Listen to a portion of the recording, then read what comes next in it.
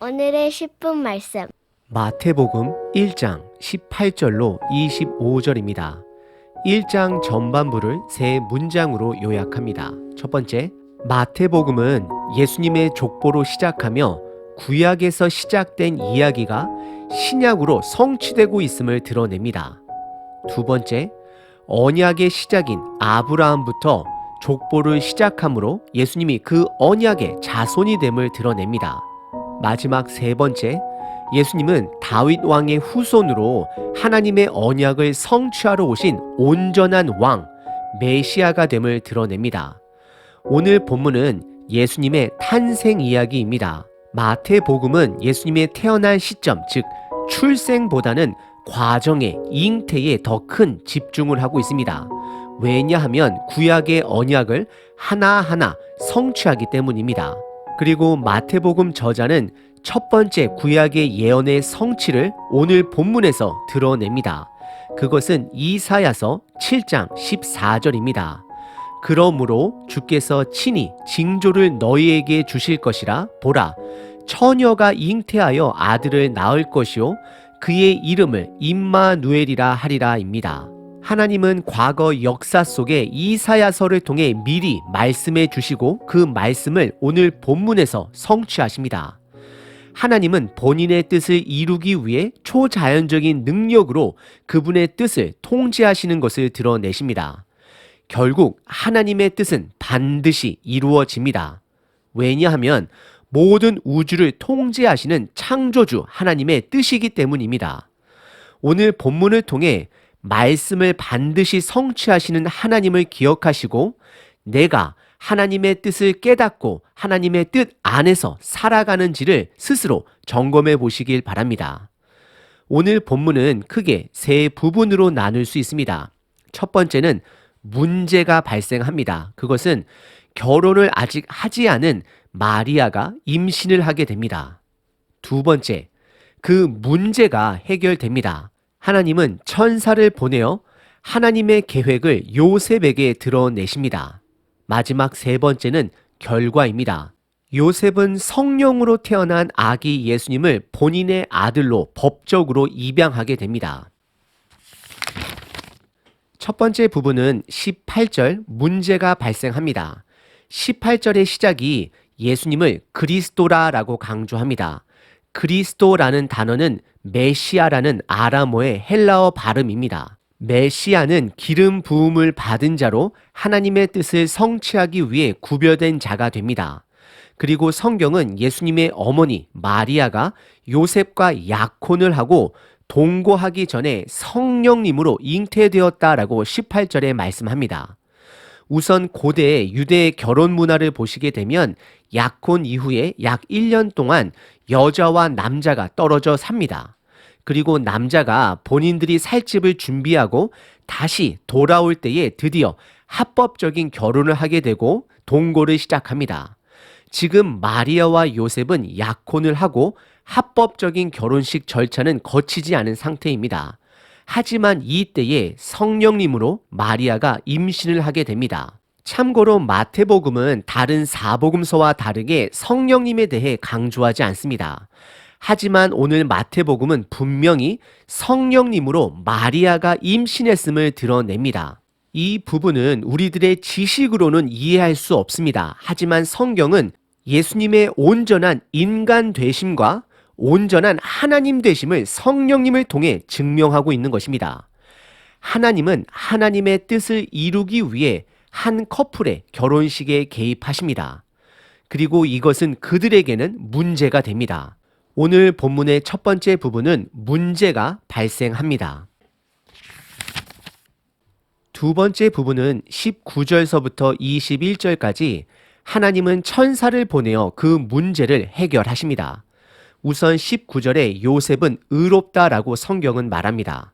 그래서 그는 마리아를 존중하는 마음으로 마을 사람들 모르게 파혼하려 했습니다. 왜냐하면 그 당시 결혼 전에 여자가 임신을 하게 되면 간음죄로 돌로 처형을 당할 수 있기 때문입니다.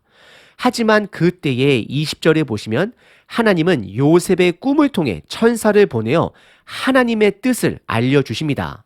우선 천사의 첫 마디는 다윗의 자손 요세바라고 부릅니다. 이것은 하나님께서 예수님을 다윗의 자손으로 태어나게 하여 구약의 언약을 성취하게 하려 하심을 드러냅니다. 그래서 요셉을 다윗의 자손으로 의도적으로 부르고 있는 것입니다.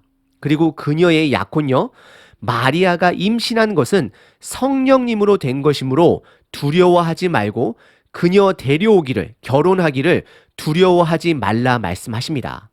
그리고 천사는 아들을 낳을 것인데 그 아들의 이름을 예수라 하라 명령합니다. 그리고 그 아기 예수의 태어난 목적은 자기 백성을 그들의 죄에서 구원할 자가 됨을 알려주십니다. 예수라는 이름의 뜻은 여호와는 구원이다 또는 그가 구원할 것이다 라는 뜻을 가지고 있습니다. 오늘 본문의 두 번째 부분은 하나님께서 천사를 보내어 문제를 해결하십니다. 세 번째 부분은 22절서부터 25절까지 결과입니다. 22절에 이 모든 일이 된 것은 주께서 선지자로 하신 말씀을 이루려 하심이니 이르시되 라고 시작합니다. 그리고 이어서 23절에서는 보라 처녀가 잉태하여 아들을 낳을 것이요 그의 이름은 임마누엘이라 하리라 하셨으니 이를 번역한즉 하나님이 우리와 함께 계시다 함이다 라고 말을 합니다. 이것은 이사야서 7장 14절의 말씀을 성취하신 것입니다. 이사야서 7장 14절의 말씀입니다. 그러므로 주께서 친히 징조를 너희에게 주실 것이라 보라 처녀가 잉태하여 아들을 낳을 것이요 그의 이름을 임마누엘이라 하리라입니다. 이사야서에서는 예수님의 이름을 임마누엘로 하라 기록합니다. 그리고 임마누엘의 뜻은 하나님이 우리와 함께 하시다라고 오늘 본문에서 말하고 있습니다. 예수님은 마태복음을 통해 그의 백성들과 끝까지 함께 하실 것을 메아리처럼 말씀을 하시고 마지막 장, 마지막 절에 제자를 만들라 명령을 하시며 이어서 내가 세상 끝날까지 너희와 항상 함께 있으리라 임마누엘을 선포하시며 마태복음을 끝내고 있습니다. 예수님이 이 땅에 오신 목적은 그의 백성을 죄에서 구원하기 위해서이고 그들과 세상 끝날까지 항상 함께하기 위함이 되는 것입니다. 즉 이사야 7장 임마누엘로 오실 구세주의 예언을 성취하신 것입니다. 그리고 24절의 요셉은 잠에서 꿈을 깨고 천사가 전한 하나님의 말씀대로 순종하며 마리아를 데리고 옵니다. 그리고 25절에 아들을 낳기까지 마리아와 동침하지 않고 성령으로 잉태된 아기의 이름을 예수로 정하게 됩니다.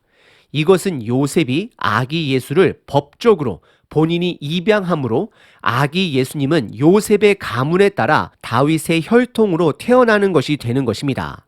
오늘 본문의 세 번째 부분은 결과입니다.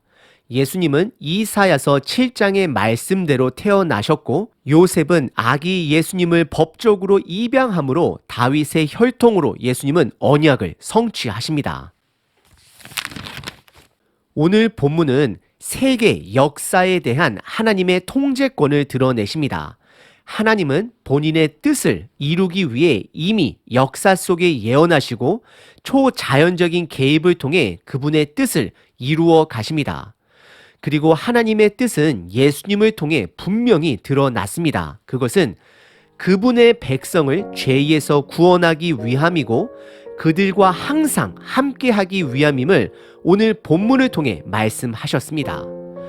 우리가 이 땅을 살아가는 데 있어 하나님의 뜻 안에서 살아가는 것이 얼마나 중요한 것인가를 깨닫게 됩니다. 요셉은 마리아의 임신 소식을 듣고 처음에는 무척 당황했을 것입니다. 왜냐하면 하나님의 뜻을 몰랐기 때문입니다. 하지만 하나님의 뜻을 알고 하나님의 구원 계획에 함께 동참하는 자가 됩니다. 사실 요셉은 아기 예수님의 출생 부분에서만 등장을 하고 성경에서는 더 이상 등장하지 않습니다. 그래서 요셉은 일찍 죽었을 것으로 추측해 보기도 합니다.